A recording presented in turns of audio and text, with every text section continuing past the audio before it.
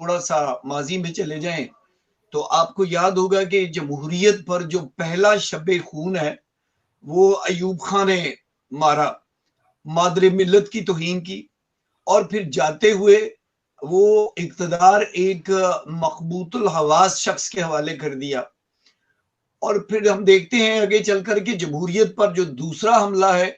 وہ خود ساختہ امیر المومنین جنرل ضیاء الحق نے کیا۔ اس نے پاکستان کے محسن اور منتخب وزیر اعظم کو پھانسی پر چڑھا دیا۔ اور دیکھیے اس کے دور کی جو تاریکیاں ہیں عثمان بھائی آج بھی ختم نہ ہو سکیں۔ اور جی پھر پاکستان کی جمہوریت پر جو تیسرا حملہ ہے یہ جنرل مشرف نے کیا۔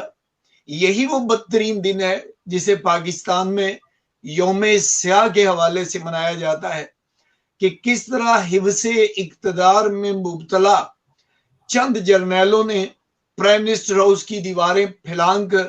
اپنے ہی ملک کے وزیر اعظم ہاؤس کو فتح کر لیا، جمہوریت کی شمع بجھا دی، جمہوری وزیر اعظم کو 6 ماہ ایک ہی کمرے میں پابند سلاسل رکھا، سیاسی کارکنوں پر مظالم کے پہاڑ توڑے گئے۔ مجھے افسوس سے کہنا پڑتا ہے کہ اس سلسلے میں عثمان بھائی عدلیہ نے بھی اپنے کندھے فراہم کیے۔ جی تو دیکھیے آمروں کی سب سے بڑی غلطی یہ ہے کہ یہ تاریخ سے سبق نہیں سیکھتے۔ دیکھیے نا وہ جس کی سیاست ختم کرنے آئے تھے وہ آج بھی اس کا ستارہ روشن ہے، اور وہ جو سیاست ختم کرنے آیا تھا آج بستر مرگ پر ریڑیاں رگڑ رہا ہے، اور جس کو پھانسی چڑھا دیا وہ دیکھیے وہ مر کر بھی امر ہو گیا۔ تو آج بھی گزشتہ 3 سالوں سے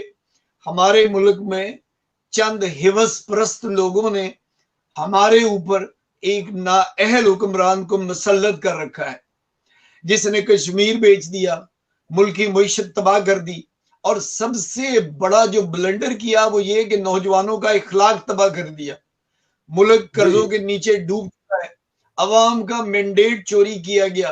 اور پھر یہ چوری سب کے سامنے ہوئی، پوری دنیا نے دیکھا۔ تو دیکھیے صرف چند لوگ، افسوس سے کہنا پڑتا ہے چند لوگ، صرف چند گنتی کے چند لوگ 22 کروڑ عوام پہ مسلط ہیں۔ لوگ یہاں بےچارے 2 وقت کی روٹی کو ترس رہے ہیں، اور یہ جی نالائق بیرون ملک جائیدادیں خریدنے میں مصروف ہیں۔ آپ یہ پنڈورا لیکس کو دیکھ لیجئے